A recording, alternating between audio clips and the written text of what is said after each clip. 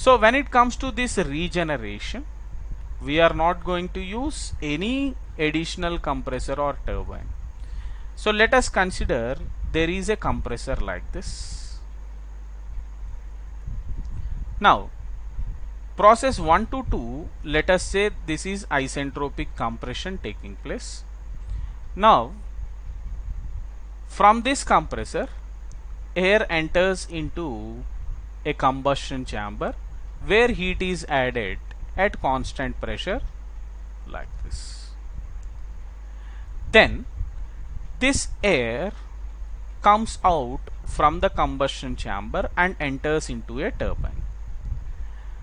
Now in this turbine the air gets expanded, and after expansion also, as we know that T4 temperature is greater than T2 temperature, this air that is coming out from the turbine is having a higher temperature compared to the temperature at the entry to the combustion chamber or from the exit of the compressor. So what we are going to do is, in order to utilize this temperature, we will be using a device called regenerator here. So this regenerator is nothing but a heat exchanger. This regenerator is placed in between the compressor and the combustion chamber, and in this regenerator or heat exchanger, what happens is, at constant pressure, from this condition 4, or from the exit of the turbine, the air will be coming out. This air exchanges heat with the air that is leaving the compressor. So here, because of the exchange of heat by the air that is coming out from the turbine, the temperature of air that is entering into the combustion chamber increases. So what is happening here is, if we draw the TS diagram,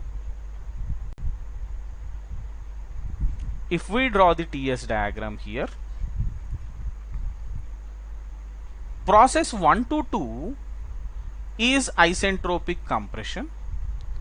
See, 2 to A, the temperature of the air is increasing because of the exchange of heat in the regenerator, and this 2 to A process is not external heat supplied, it is just utilization of heat.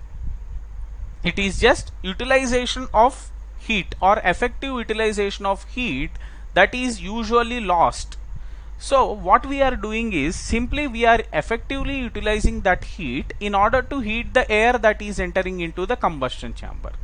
So when we have used this heat that is entering into the combustion chamber, from A to 3, this is the actual amount of heat supplied. So this will be the actual amount of heat supplied. So if you observe carefully, in the normal Brayton cycle we used to supply heat from 2 to 3 process, but in this regeneration concept we are supplying only heat from A to 3. That means the amount of heat supplied that we are giving is reducing because of effectively utilizing the heat that is going as waste from the turbine.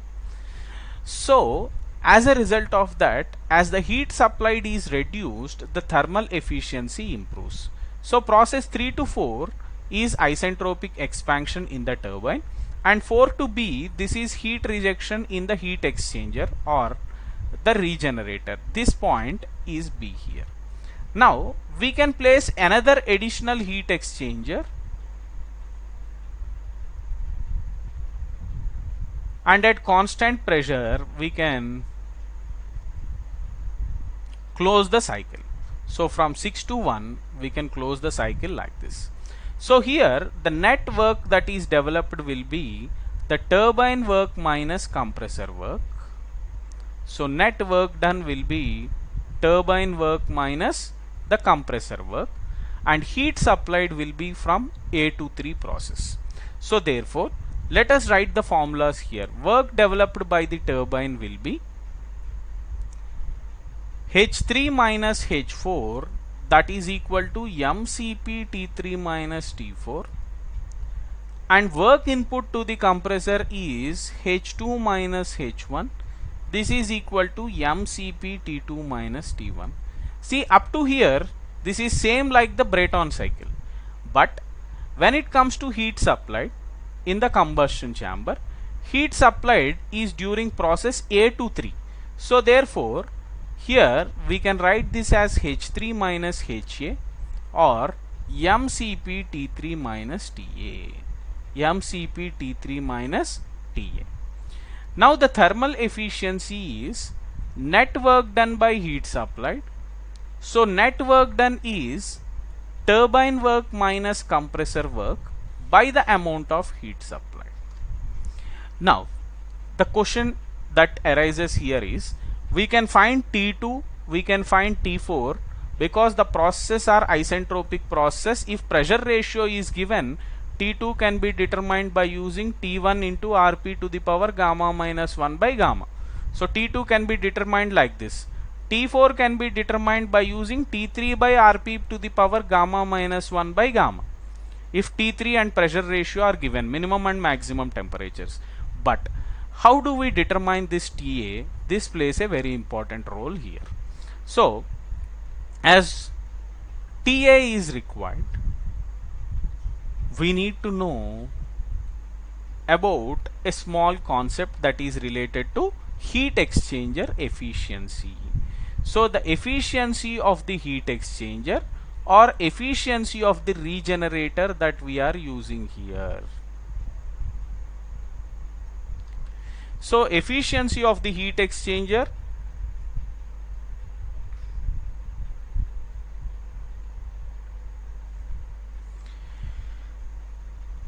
or efficiency of the heat exchanger. So the heat exchanger that we are using here is like this. So this is a heat exchanger that we have used. This is the regenerator.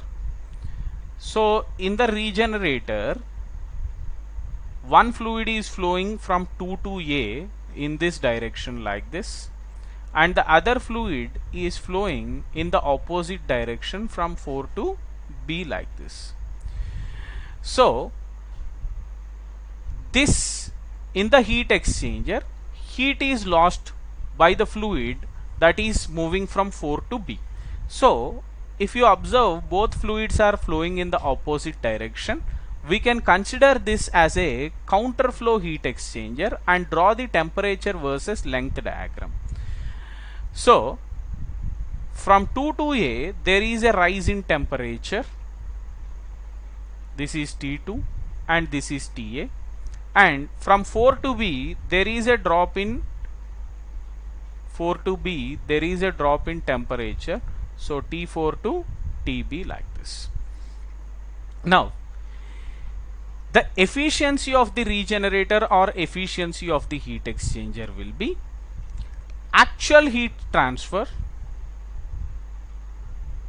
to the maximum possible heat transfer. Q actual by Q max will give us the efficiency of the heat exchanger.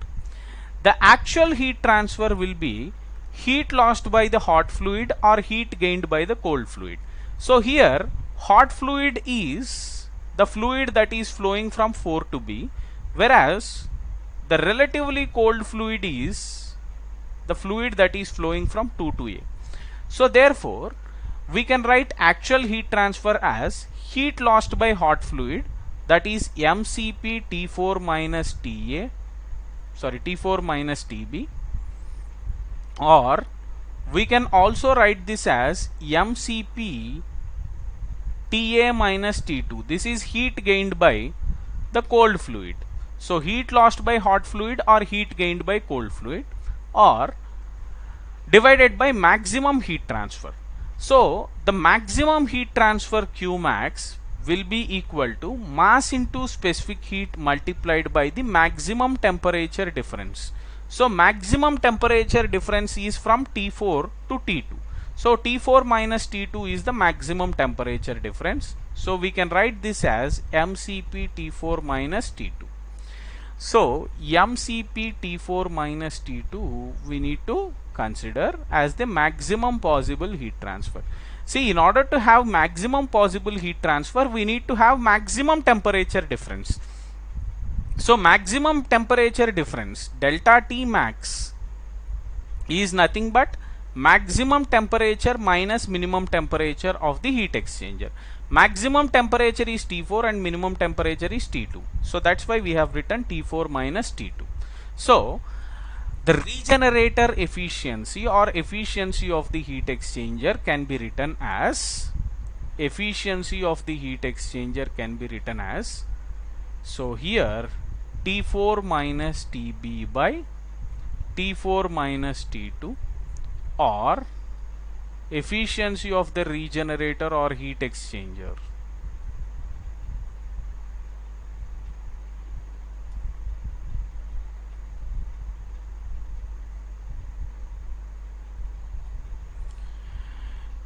This will be equal to Ta minus T2 by T4 minus T2. See, this efficiency of the regenerator is also called effectiveness of the regenerator. So sometimes in the questions he will be saying effectiveness of the regenerator is also called the efficiency of the regenerator. So if he says effectiveness, don't consider that it is some other term. So if effectiveness of the regenerator or efficiency of the regenerator is given, then by using that particular efficiency or effectiveness, you can determine the Ta temperature. So by using this particular formula.